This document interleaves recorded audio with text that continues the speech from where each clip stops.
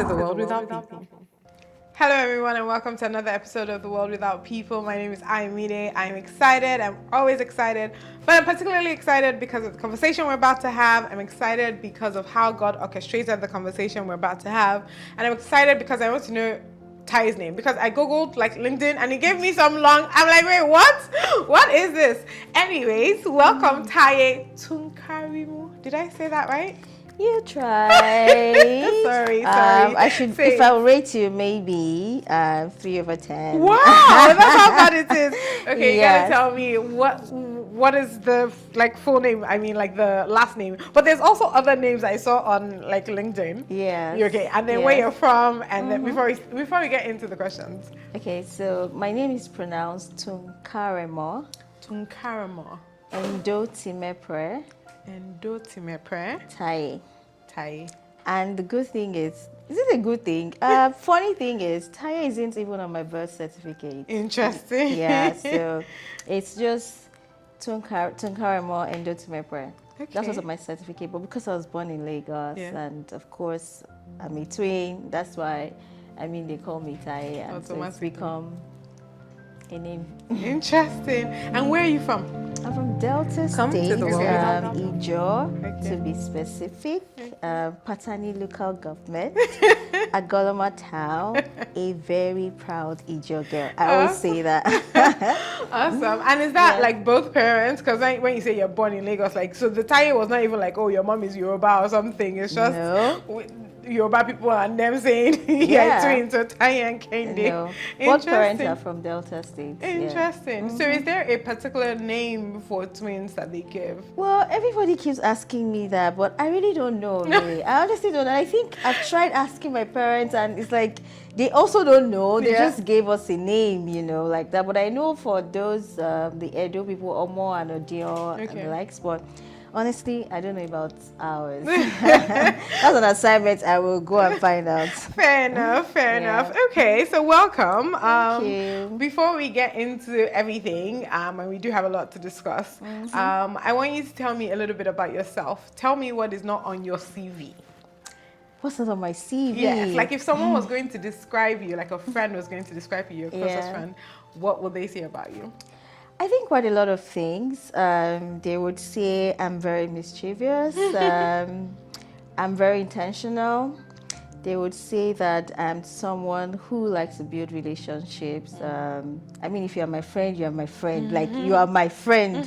Like, what's the song? I'll fight for you. What's that song? Like, I will go everywhere for you. I'm fun-loving. They say I'm funny, but I'm just having fun, really. I'm just myself, basically. What else would people say? That girl that doesn't like to eat, but I'm still surviving. Anyhow, yeah. But I think pretty much that would be it for me. Okay. Yeah. And so we always do the background. You have to tell me what primary school, what secondary school, what university. Really? Yes. Okay. And then we'll figure out how many places we have intersected in life. Like how we're just talking about your pastor now, for example. I know, like right? I grew up with your pastor, for example. Yeah. So So primary school, I went to Antony Village Primary School. Okay. Secondary school, I went to Ajawa State High School. But somehow I did not finish there. There was this thing with the government, and they had to like separate junior school from senior school. So just at the verge of writing my WAEC exam, we were moved to another school, Antony Village High School. So I did my WAEC SSC there. Okay, maybe I should save this part of the gist for much later. Then I moved on to Nigerian Institute of Journalism. I studied journalism for 2 years there. And then I went on to LASU, Lagos State University. I did sociology for 3 years, left. And then I went to Unilag. I did a course for 1 year. And then I finally went to do a BSc at the University of Cape Coast in Ghana. So I studied mass communication. I left Ghana, came back to Nigeria, and then I did my master's at Pan Atlantic University, marketing communications. Oh, very nice. I like that. Okay. Antony Village in Maryland? Is that Maryland area? Where? Yes. I came Okay. in Maryland. All right, Yeah. sorry. I was saying all the connections, but like, Yeah. my dad's office used to be around there somewhere, so I just remember. Yeah. I came in Maryland. Yeah. Okay, all right, cool. And so, why all the like university part, anyways? Why all the different schools? Like, were you just trying to figure out what you wanted to do? So let me say that my journey in life is very, and I think that's also part of, I mean, who I am right now. When I finished school, while I was in my work, I lost my twin, and so I couldn't complete. In fact, the day she passed, I think I wrote an exam the day she passed. And then the second day I had like a major paper to write, which was English. I couldn't write it because it was the funeral day. So I had to wait 1 year to write again. Luckily for me, I was able to clear everything, the next year. And then I had to wait 10 years before I actually got into university, university proper. Yeah. 10 years writing jam was jamming me. Well, not exactly jamming me like that, but I wanted to study law. Everybody saw it in me. I was always talking, this, that. There was a lawyer. But then, at the age of 9, my dad made me start reading newspapers. And so we had my dad's very good friend, the owner of Vanguard newspaper, used to deliver newspapers to us every morning, every day. And so my dad would read, and then he would give me to read, and of course my other siblings. And then he would ask me to summarize the stories or any interesting story in the newspaper. And so I would watch the TV as well, and you see me, maybe when I read a piece or a story in a newspaper, then you see me just standing there trying to like broadcast, the story and all of that. And I think I got that interest. So while I was waiting to get into university, when I finished school, my brother was like, my late brother now, said to me that instead of waiting at home, why don't you just go and do something, yeah? Because again, I finished school on a Friday, basically July 5th. And while I was in secondary school, I used to be in this club, Health and Life Planning Club and all of that. I was very active in the club. I never joined all the press, all those other clubs, no. But it was a club for adolescent reproductive health and all of that. So I was very active in the club. And I finished school on Friday, and the owner of the organization came to my house the Thursday before I finished and told me to resume on Monday. So I had only the weekend to kind of rest, and so I started working and all of that. And so my brother was like, leave work, go and do something else to prep you. So that's how I went to NIJ, Nigerian Institute of Journalism. And when I finished there, I did a direct entry to Lagos State University. And in my third year, found out that my admission was fake. My third year, second semester, so I had to leave. Wait, I'm sorry, what? Yes. How does that happen? Nigeria. I mean, you find your name on the list. I think because your third year, you start to do some sort of clearance and stuff. And I mean, it was like, no, you're not a student. But of course, I've been writing exams. I had a matric number and Somebody stuff has been like taking that. school fees. Well, it is what it is. Found out, and I mean, it was crazy. So I had to go back. And I think at that point, I mean, in between, I was working, doing different things, And I said, you know what, maybe school is not meant for me. Maybe I should just go learn something like vocational skills. And my father was like, go forbid, my last child, every other person went to school. Why would it be you? And all of that and all that. So I decided, okay, let me go take another course. So I went to Unilag. I did a course in, what's that course again? Public Relations and Advertising Promotion. I did that for 1 year. And after that, I'm like, you know what, Daddy, I don't think. Not like the book is not entering my head, but the fact that I really wanted to go to a uni and then it's not working. My dad said, okay, you know what? Maybe you should try school outside. But then I had spoken to my dad. I wanted to go to a private school and stuff. But he had his own thing about private school, that you wouldn't go to a private school, you either go to a federal government school, or you don't even go to school here at all.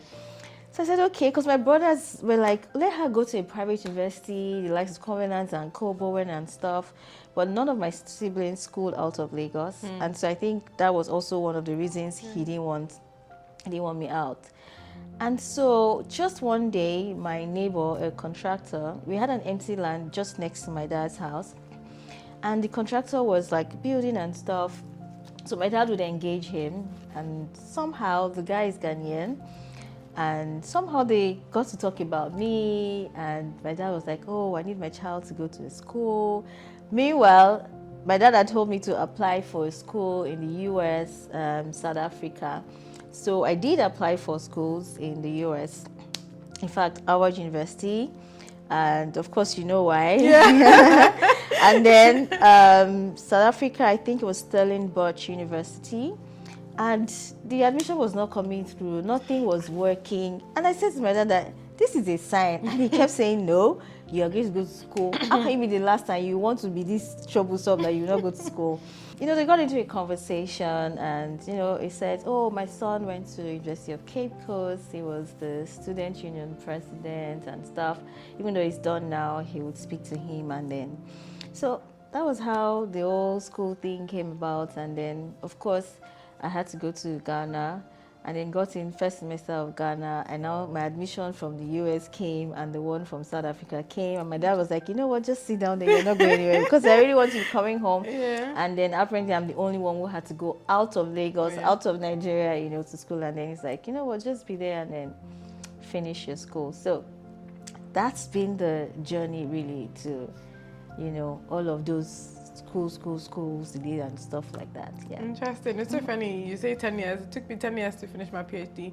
My husband talks about how it took him 10 years to finish his degree at Unilag. And so it's just funny that you said 10 years. I'm like, oh God, what is it about 10 years? It's something. Especially our age group. Like, I don't understand. Like, what is happening? Like, what lessons were we supposed to learn and all of that? I mean, maybe we'll know in the future. But it's so funny because I just thought when you said 10 years, I was like, wow, that is specific. Anyways, we'll see what God is. Exactly. I was going to say that. There's something. We'll find out someday. But yeah, okay. So you talk about siblings, okay? Because now you said your older brother as well. I know you said you lost your older brother as well, as well as your twin. Yes.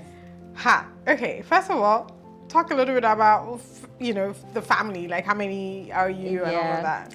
So I don't know where to start from, but from my own, since I came to the world, we're 7. Okay. So I have 2. Well, I used to have 2 brothers, and then there are 5 girls. Okay. So my twin passed when I was in secondary school, of course, when I was writing my exams. So my dad passed just immediately I got back from Ghana, 5 months after I got back from Ghana. Interestingly, my dad used to say that when I'm done with school, God can take him. So for me, I felt that all the delays I had in my life was to keep my dad, because if my dad had passed, I honestly don't know how, I would have survived. And so it's always very important. I learned that it's very important never to, the power of the tongue, the power of our tongue, the things you say with your mouth. So I've learned never to confess such things. Like, even though you feel, for him, it's a thing of, oh, I'm done training kids to school and all of that, but it was beyond that. It was exactly 5 months after I left school, my dad passed. How old was he? 85. So, 86, sorry. So, when I came back, apparently I was offered a job in Ghana, but I didn't take it because I wanted to come back to my dad. Not like I knew anything was going to happen, but I just wanted to be home with him. And I was happy that I did, because I really don't know. I don't even think I'll be sitting there talking about it if I didn't come back home at the time, when my dad passed. And so after that, we were living our lives. Everything was going fine. And then just 3 years ago, my brother passed again. And just before those 3 people, I was told my mom lost 2 kids that's before she had us and all of that. Interestingly, again, my dad used to say that he wanted to have just a set of twins as his children, but he kept trying. Not like they have a history of twins in the family from my mom or my dad, but he kept, trying and trying, and then we came as the last set of children. So, I mean, I knew we were going to talk about grief, but I did not know it was going to be this layered. So I think we should just go into it, right? Yeah. I think the first question I want to ask is, because now it feels like there's a before and after. So what was your life before loss, I would say? Especially as a teenager. Do you remember? Do you recall? Yeah, I think with my twin, it was a lot fun. Of course, because I grew up knowing I have someone who's like, and because of the age gap between me and my siblings. So my twin was like, we were really pretty close. Were you identical? My mom, pardon? Were you identical? Oh yes, very, very, very, very, very identical. But the only reason why you're able to differentiate us is because she's a bit on the big side. I'm slim and I've maintained my body, and all that. But yeah, life was good, interesting, fun. My dad, everybody, my siblings really loved us. Like, they really, really loved us. Like, my brothers, my sisters, the feeling that we have twin siblings, and my dad, something he's been praying for. My mom is extra, like super. She would buy us the same clothes. She would make our hair, make us look nice. Even when we go out, people want to touch us, people want to buy stuff for us, and and all of that. It was really fun, the attention you get, and I had good friends. Like, people just love the fact that, there's something about twins, really. So because I'm a twin, I'll just look at them like, what's all this drama and everything, but I mean, it was fun growing up. Both of us would be in the kitchen, helping with the dishes, we'll be gisting, we'll be laughing away, just teasing, trying to mimic people, and it was really nice. We did everything together, everything together. So, I mean, just imagine not being able to do that again. And I think I just experienced grief at a very, very early age of my life, and at a very early stage at it again. I can't imagine, writing my exams, because it wasn't just, if it was that, I mean, she just passed, it would be a different thing. But I mean, she was sick. I would go to the hospital. I'll be with her. I would take my book and be reading in the hospital. And then I'll read to her as well, because she was supposed to be writing exams as well. At some point, the doctor said to me that, why am I doing this? And I said, this is my sister. If she has to write the exam in the hospital, at least let her know what she's going to write. But it's like, she's not in the right state of mind. I said, don't worry, I know my sister. She's very, very, she's very, very strong. And I mean, very brilliant, and all that. But I recall one evening, I think the evening just before she passed, I was reading at the hospital. My mom was there. And then a friend of mine came in, Derry, and she said, of course, Derry, all of us, for me and co. And she said, that why am I that shouldn't worry, I should close my book, that she would do like some reading catch up with me and stuff. Like, she might not even remember she ever said that to me, and all that. And then I said, okay, no problem. But at that point, I wasn't sure myself I was going to make it, even though she was struggling. Like, you could tell that she was fighting, And I didn't want my mom having that feeling like I'd already given up. Because I saw the state my sister was, and I'm like, I'm not sure. And so Pastor Ita came visiting, and he just said, we have to move her out of this hospital. And that was it. They had to move her away from that hospital. And we got to lose, I think, about 9 or 10 p.m. because they had to make some calls. I'll never forget. Dr. Ngozimba, she was very, very helpful. And there was another doctor, I can't remember her name now, but from my older sister's church. I think Auntie Marie or something, I can't remember, but she's a medical personnel. So everybody started making calls. Pastor Itwa made calls and all of that, and so they moved her to Luz. And when we got to Luz, they said to us that she needed blood transfusion. And of course, nobody else had a blood group, it was me. And they took about 2 pints of blood from me, and they said they needed more. So Pastor Itwa offered, they tested, they checked, somehow his blood matched, he donated. There was Uncle Bayo, and I think after Uncle Bayo donated, he passed out. And it was just 1 pound they took out of him. Like, even Sorry, now, I was not meant to laugh. yeah. So even now, so we funny. all just laugh over it. Like, you just when they took 2 for me, young girl like this, and all that. And there was one other person, I think Uncle Jimmy or so. I really can't remember his name again. But then the blood was still not enough. They couldn't take from me again.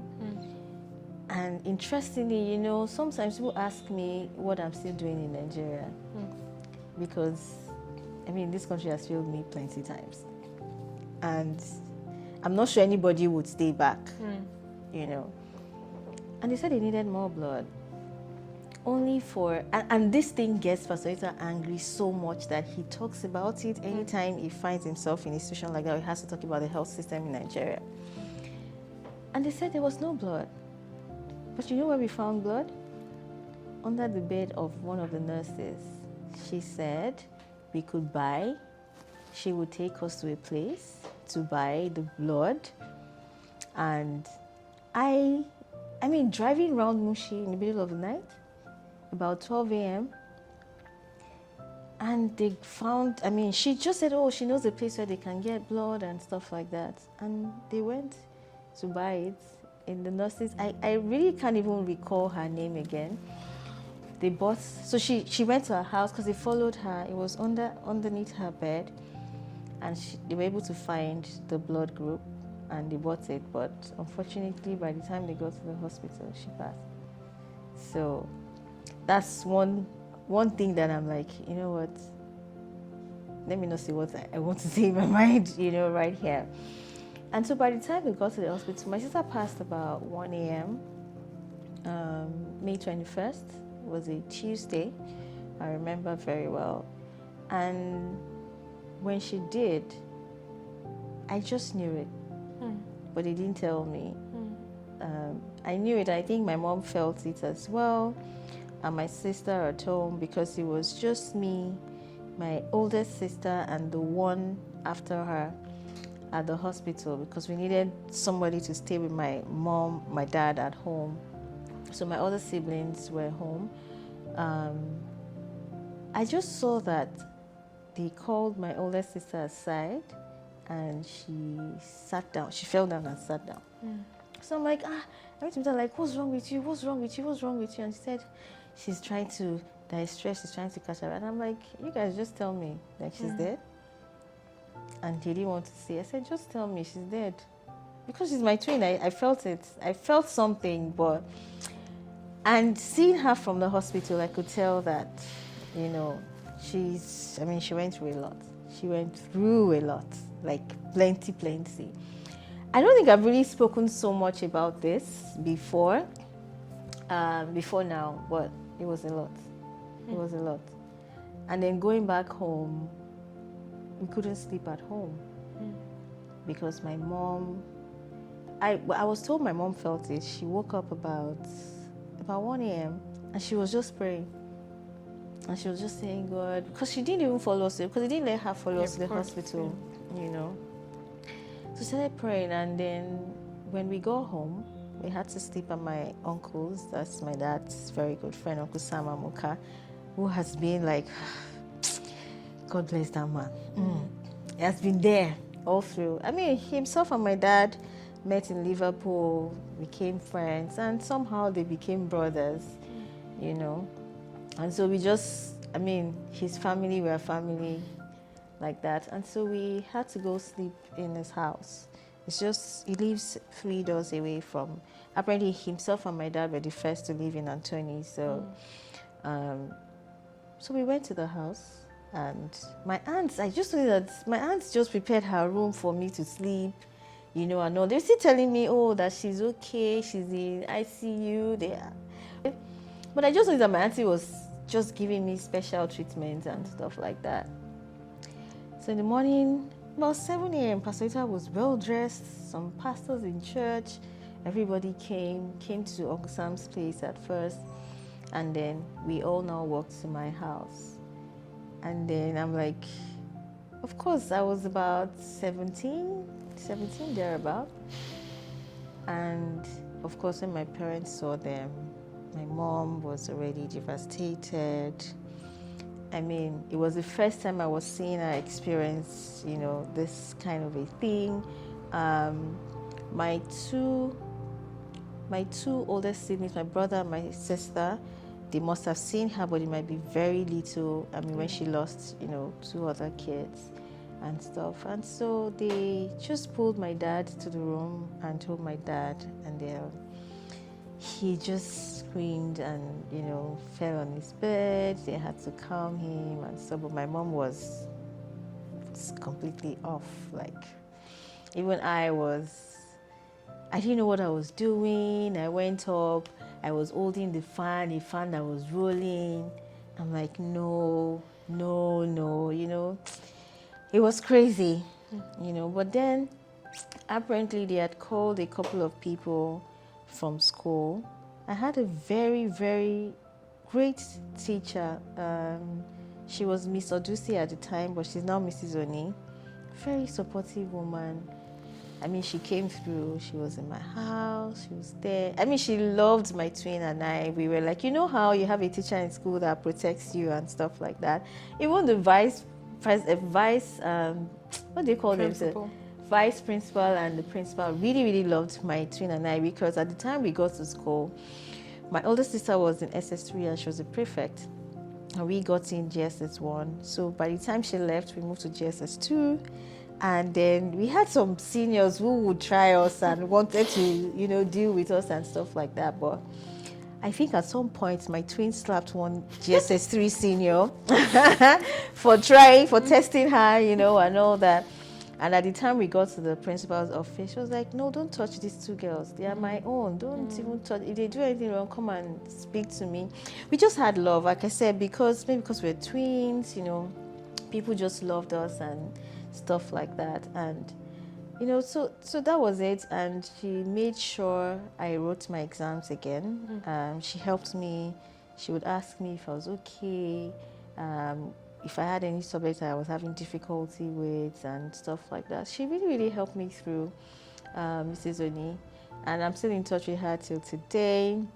Even when she was getting married, I was on her train.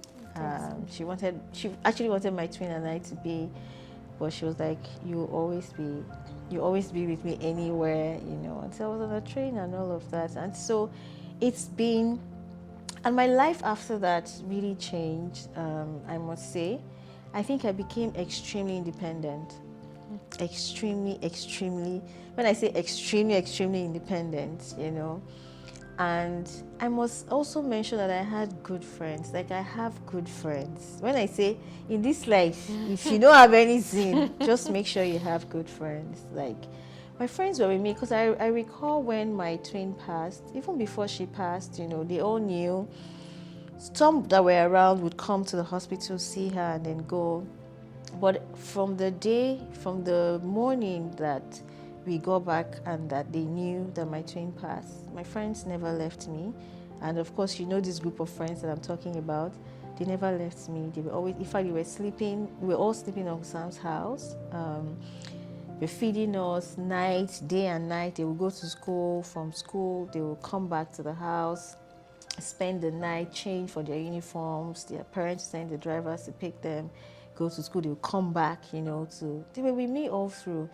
And I think that really helped me. Really, really, I must say, really, really helped me. And they were not just there for the period of, maybe morning to say, oh, then we will go.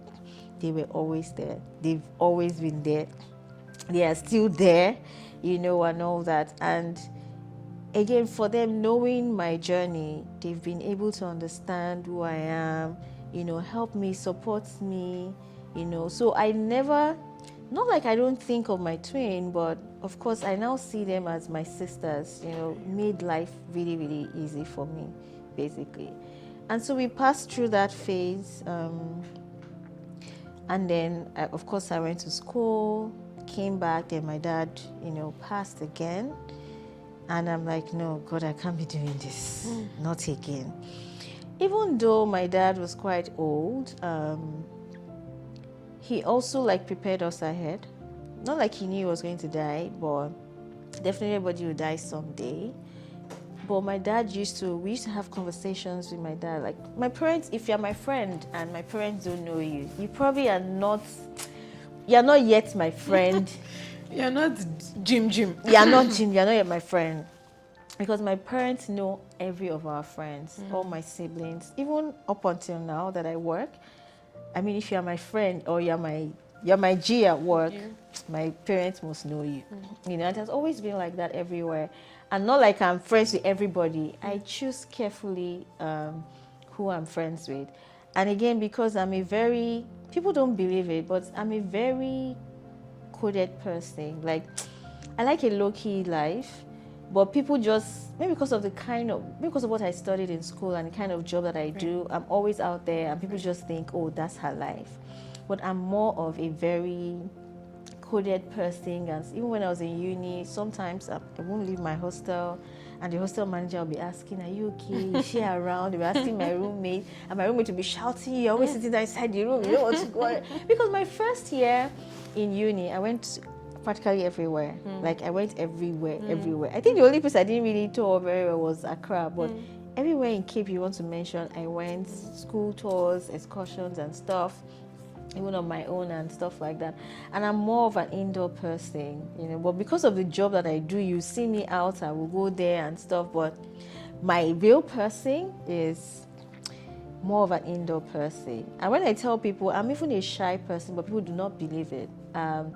I will do my job and do everything, but if you're not my person, I can go to a party and just sit and don't want to talk to anybody, especially if I don't know anybody. But if you're my person, you will just see me, I'll just sit in a way and, be myself and all that. And so when my dad passed again, it was another journey for us. And he used to talk to us a lot because we used to have conversations. Even my friends, Sandra and Co, when they come to the house, they gist with my dad. At some point, even if I'm not at home, my friends can come, speak, talk to my parents, just gist with them and have fun and all that. And so when he passed, we had to go through that journey again, but he had told us how he wanted to be buried, where he should be buried. And prior to that, I think before I even went to uni, I told my mom to take me to the village to show me where he should be buried. Even up until the color of the tiles that should be in the grave, for him and all that. What color to use, how the design should be, how his coffin should be laid, and detailed information. What we should do, feed the people in the village for 1 week. Everything was said to us, and so he used to reiterate it. He said it a lot of times, and so that was quite easy for us because we knew what to do.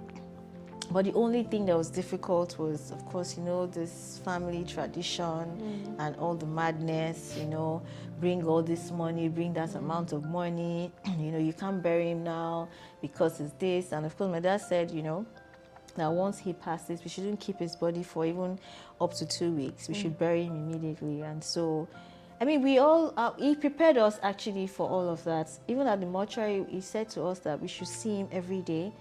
Even when you drop him at the mortuary, make sure you see him every day. So we all took turns. We were always going to see him at the mortuary. And, we gave him a befitting burial, but of course, that feeling of not having your dad again, somebody who you talk to, you wake up. My dad was like my G. I call him young man, My siblings had a name for him, Sada. They called him by his name. Not like we were rich, but I had everything was fine. You can't even entice me, even if you have all the money in the world, really, And so we went through all of that, and it was really tough for my mom because my dad was like my mom's 5 and 6, and we're very nucleic kind of family, extended family. We're not that kind. So it was tough to, get somebody to fill that vacuum of your dad not being around. And for me, it was really hard because I felt my dad really did a lot for me, and just when I should be doing for him, I'm not able to, do it. Not because I cannot do it, but I mean, he's not around to have that. And so a lot of times, those things come to you, moments when you feel like your dad should be here, your sister should be here as well. And it's one of the reasons why in my family, we don't really do big, loud things. We always do low key. Even celebrations, we're like, no, and stuff like that. And I recall for my 40th birthday, I really wanted something. I'd done the mood board. I discussed with the planner, who was my friend. I told her what I wanted and everything. I'd even paid for the venue. And just a month to, and all of that. And it's really hard, My mom went through it, and my dad told us, because in my culture, you have to cut your hair, when your dad passed. My dad said we shouldn't. We should pay for it. You can pay for it. But my mom said she was going to do it for my dad, and she did it. But watching her go through all of those, at the time my dad passed, that was like the 4th time she would be mourning. And having that understanding, I experienced 2 with her, my twin and my dad. But, having that understanding and watching somebody who is so good, and you're asking God why. Like, why does she have to go through all of this? Like, why? Like, really, why? At some points, I feel like, oh, what can I even do? How can I take away this? Can I erase? Can I, everybody, we try to, can you? But my mom is a very soft person, and so, sometimes she'll cry, she'll sit alone. It's hard. And I had planned to leave the house the moment I come back to Nigeria when I finished uni. That I was just going to move out of the house. But, with that happening, it was difficult. I didn't think I had the heart to do it. I couldn't leave, I couldn't leave, It didn't make sense. So I had to stay for a while. Like, I can't continue staying. And it got to a point where she also now said, look, if you really want to go, you can go.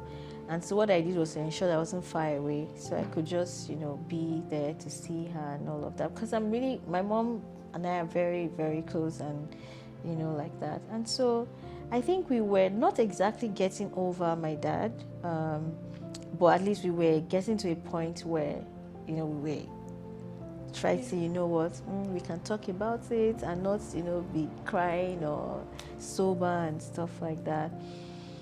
And then my brother passed. That was the most devastating. Even the word devastating doesn't describe it for me and my family. An accident. An interesting thing was, I spoke to my brother 2 hours before he passed. My mom had moved. He hadn't even visited my place. I was saying to him that you would need to come visit. But somehow he was not able to come. He was supposed to go somewhere with my mom. When he passed, the place he went to, he was supposed to go with my mom. And then he said to my mom that, don't worry, you complain traffic, you can't sit down for too long. My mom was itching to go with him that day. But somehow he discouraged her from going. And I just went home that day, and I said, I think I was in the kitchen trying to make lunch for everybody that day and stuff. And I heard my mom and my sister talking to him on the phone. They were laughing. It was okay, nothing, laughing. giggling and all of that. So me, I even just said, you better hurry up and come back and don't let there be traffic. And I mean, he was married, moved to his house and all. So I'm like, hurry up and go home, and stuff like that. So I made lunch and then I went to make my hair. I went to the salon, just at Maryland. I was at the salon and my sister just called me and said, where am I? His wife's name is Bimpe. Bimpe has been trying to call you. She can't reach you and everything. I was like, maybe it's network. And she now said, that Bimpe called and said that my brother had an accident that is really very bad. I think because of the amount of grief or the period I've gone through it, I didn't really shake. I said, my brother is strong, he'll make it maybe. I just thought it was a minor accident, to be honest. I just thought maybe it was just something little, maybe, just something very little. I didn't think it as bad as it was. I didn't think it, and I felt like, he's strong now, he will make it. So immediately I just told the girl, leave my hair, leave everything, got into my car. And then my older sister too was calling her, where am I?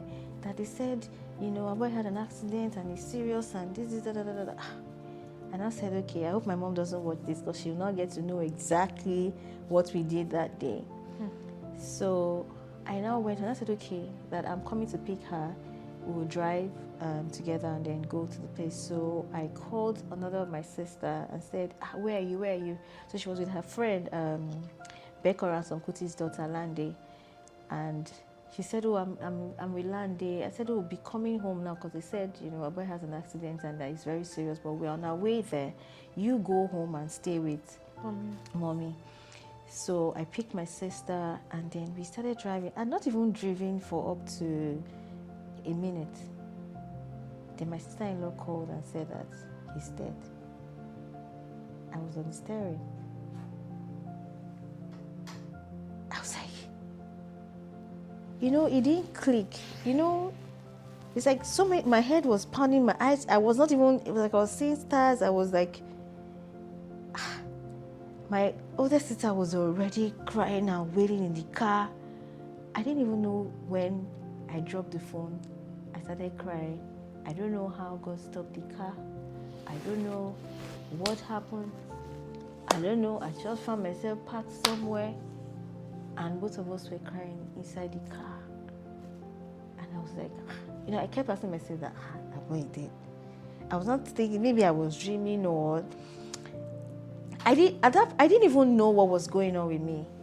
But I picked up my phone and I called Pastor Ito. I was crying and saying that my brother is dead, and he was like, where am I? What? I just even hung up. And then I had to call my room because my oldest brother lives in the US. So I had to call. I checked the time. I was like, this guy will be sleeping at the time. Should I call him? Should I? My son was already crying. So I now called back. I called my sister-in-law back. I said, where are you? Where did this accident happen? Where is he? Started asking questions. What happened? Who can take him to the hospital? This. And at the time, I remember working with Lagos State Employment Trust, and we had this emergency response thing. I'm trying to remember the name, and I was like, maybe I should call them if they can have an emergency. At that point, I couldn't even remember the number. But I remember my colleague. I called my colleague. I'm like, where are you, Omokaro? This is da. He said, I think he goes to 7 days Adventist. He's just coming from. I said, my brother just had an accident. I'm trying to get the location, but I know you're closer. Can you help me go there, check? Because we were on the mainland before we get to the island. And the funny thing that day, there was one mad traffic that happened in this entire Lagos. So my sister was with my mom. We were trying to also give her updates so that my mom doesn't also know what was going on. But my other sister was just crying. We were both crying in the car. I said, at this point, I can't be crying and driving. Otherwise, it will be another chaos. So I called my uncle. I called Uncle Sam. And how do you break such news to him? So I called, I was crying. I said, Uncle, I don't know what's going on, this, that. They just called me that, my brother had an accident. I didn't even say that he's dead. I just said, I had an accident. They say it's very bad. And that I can't drive. I need a driver. Because my uncle usually, weekends, he has 2 drivers available. So I was like, okay, where are you? This, that. Kenny, the driver's name is Kenny. Kenny will come and meet you and all that. Do I need the car? I said, no, you can drive my own car. He doesn't have to come with a car. And so he came and we drove. We left Anthony about 4:35. We didn't get to at this point, as we were going, we were told that his body was at the police station. My sister-in-law was already also on her way there. And by the time we didn't get there until 9:30, 10, for a journey that should have taken us less than 45 minutes. So apparently that day, after I went to the salon, I told my mom that I would come back, I would sleep in the house and then go to church from there. Then I'll go back to my house on Sunday. But then she kept asking of me to say, oh, but I said I was going to come back. I had not come back. So she called me, so I had to act normal. So I told her, oh, sorry that there's some guys that need to work in my house and they are messing up and not doing it. I'm insisting that they'll finish, or even they finish at 2 a.m. or whatever time, that they'll finish the work. So she was like, then why would I allow men to be working in my house? I said, well, I needed to do that. She knows I've been trying to do this thing. I'm not able to do it.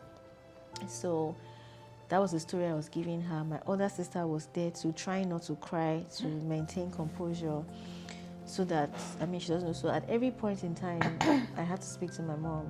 But then my older sister was also not at home. So she kept saying, no, Bimbo never leaves the house.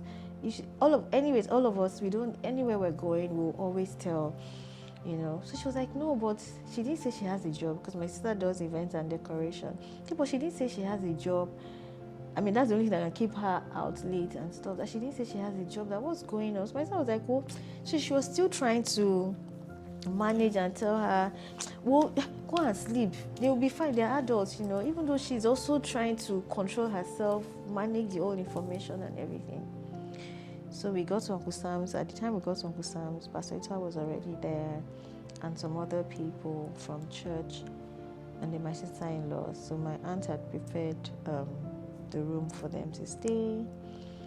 At that point, I was like, is this, it played back in my head, like, is this really happening?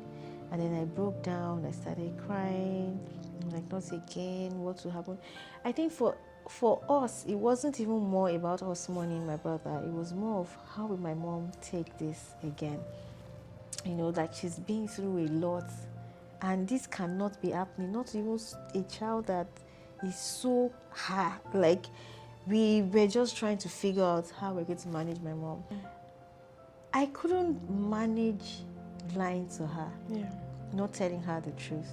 And at the same time, I was like, I don't know what the outcome would be. So she gave me the food. I actually collected the food and I put it in my car. So in the morning, I had to wait. We're calling Pastor Ita to know if he would come in the morning to come and break the news to her, but he couldn't make it.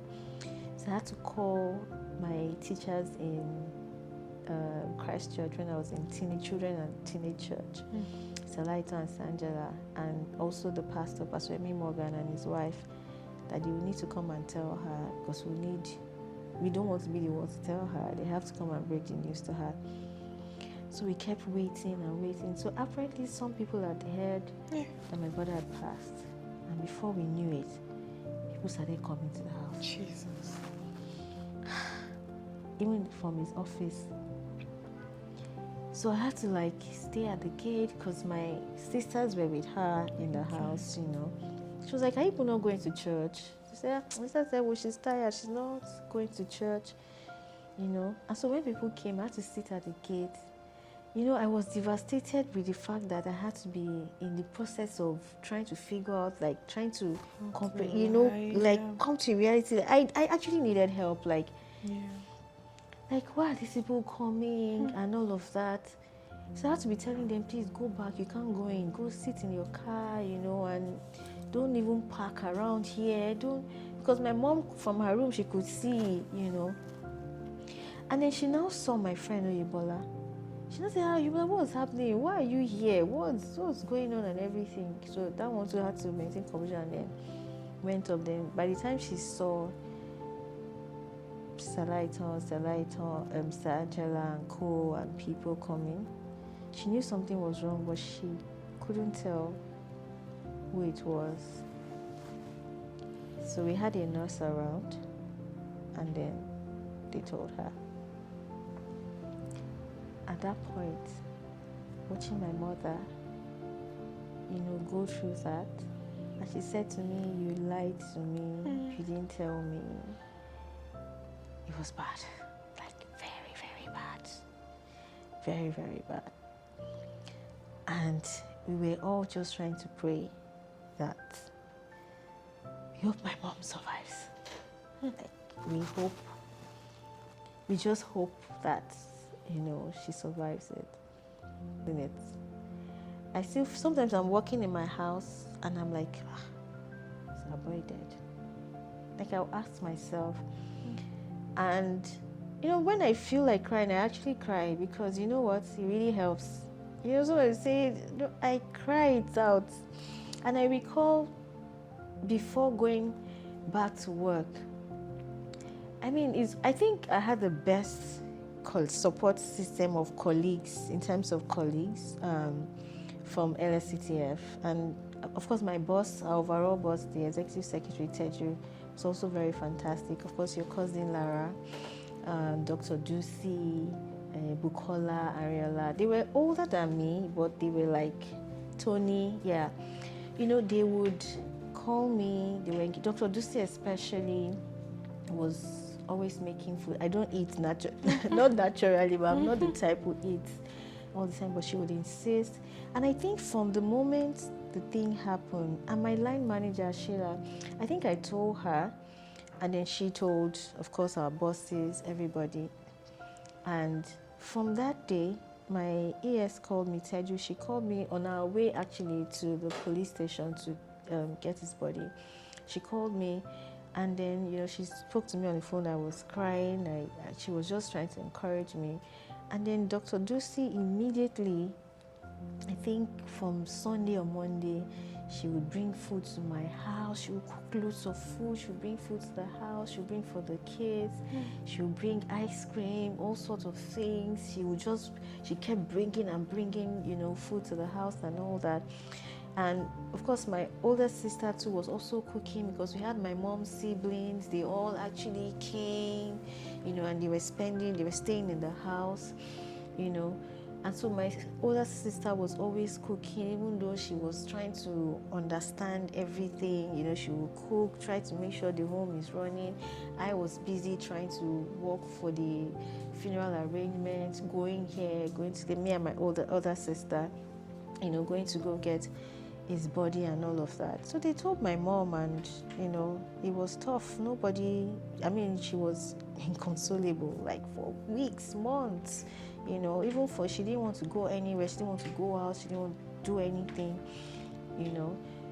I feel like maybe he's just gone somewhere, he will come back. Every day I think about it. And of course I see his family every Sunday in church. And I recall, because my brother passed in January, I recall the crossover service. As I'm speaking to you now, I can picture it, where he was standing and all of that. And interestingly, the week before my brother passed, we had a very long conversation in church. We've never had it before. Never. Like, we have never spoken for that long before. What happened? I work in media department in my church. And I was in the department for some strange reason. I was extremely cold that day, like extremely cold. I said, and it was sunny. I said, let me go outside. And this was just right after praise and worship. I said, let me go outside and walk under the sun. And then when I got outside, my brother was there as well, saying he was coming to meet me. So we both stood outside. Imagine the length, hours for the service. My brother and I spoke from praise worship time till the service ended. And I recall a lot of people were passing by us and saying, what are you people talking about, standing under the sun? People should leave the sun. So every time somebody spoke to us, we would take a little move and then go. And my brother said quite a lot of things to me that day. He said a lot of things to me that day. So many things, like maybe his spirit knew he was going to die. but he didn't know he was going to pass. My brother said a lot of things to me, and to think that he was supposed to move to Netherlands with his family, I think in March. He said a lot of things to me. Like, imagine the number of hours we stood out under the sun. He kept talking and talking and talking, and that was the last Sunday ever, because he didn't make it to church the next Sunday. And it was somehow weird for me.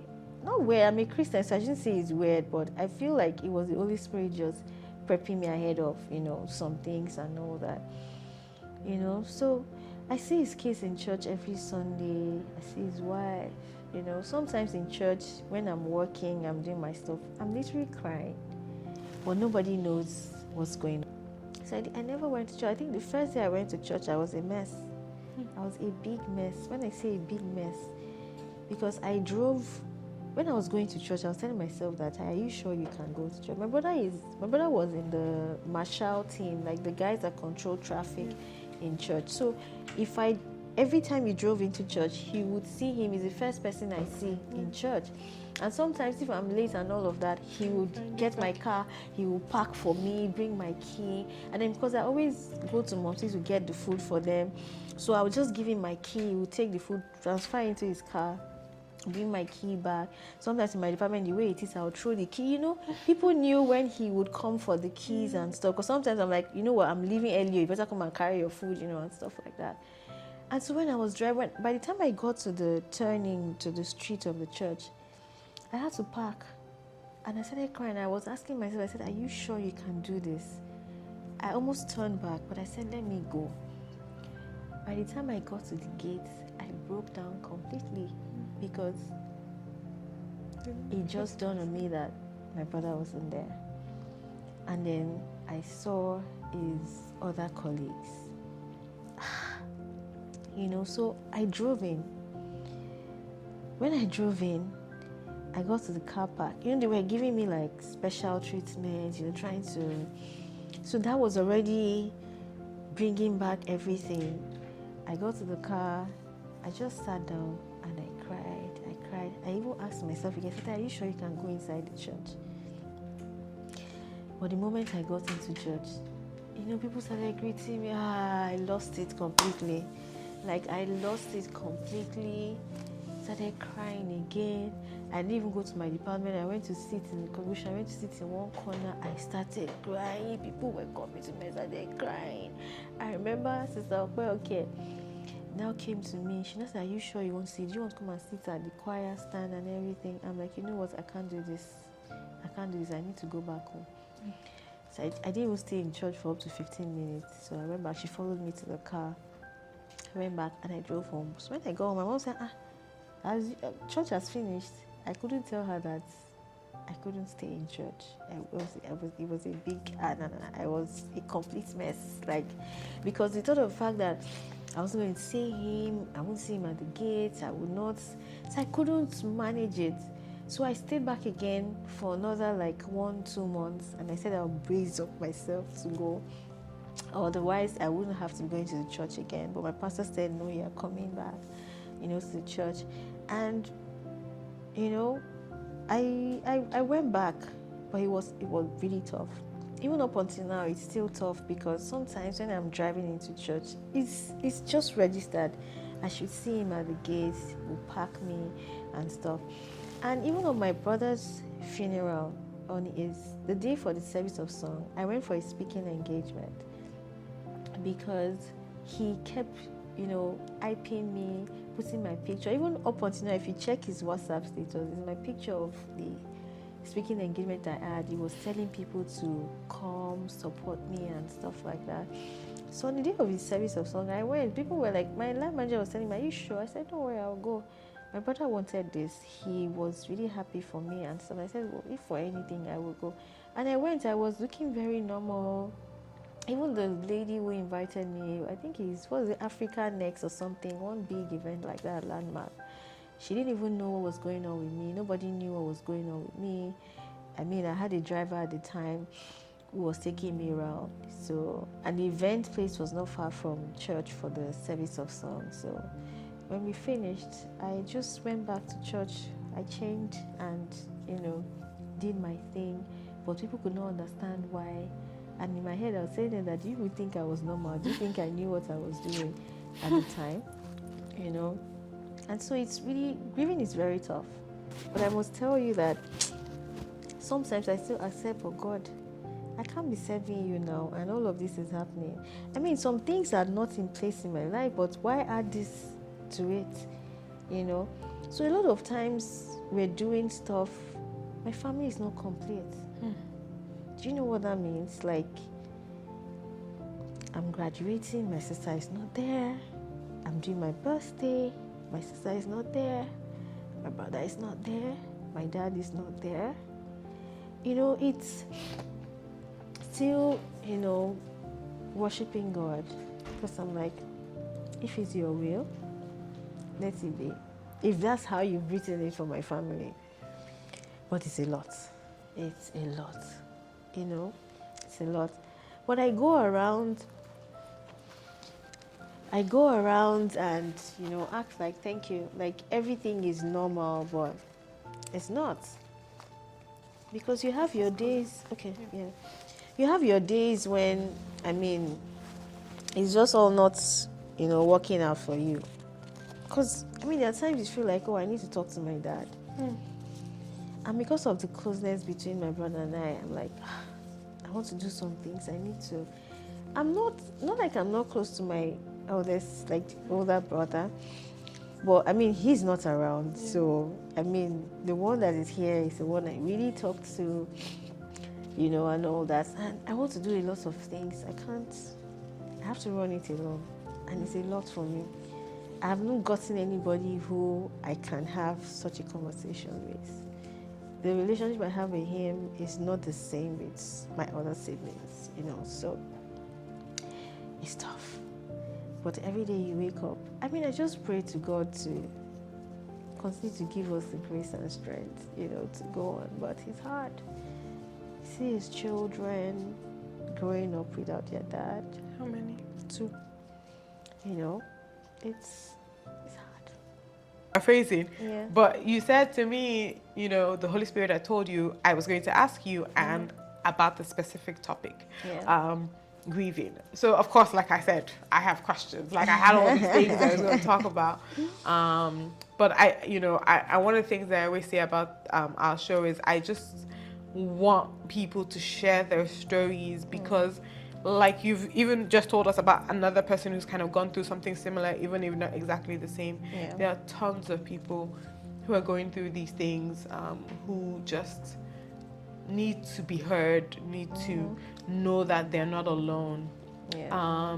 And it's also a reminder that if you know someone who's gone through any kind of loss, please be a good friend. I think one of the things that we've heard is, how her friends came, showed up for her. So please be a good friend. This is another, I think also for churches, right? Let us not be a church where we are only happy to see them when they're working. But when there is loss, you show up. I know Pastor Ito personally, he was still just at Grandpa's, at the Robert's house when we lost Grandpa, and he showed up, and he showed up several times, right? Every time, for the good and for the bad, even when he's gone through his own stuff. And so that's what a pastor does. So when you're looking for a church, that's what you're looking for.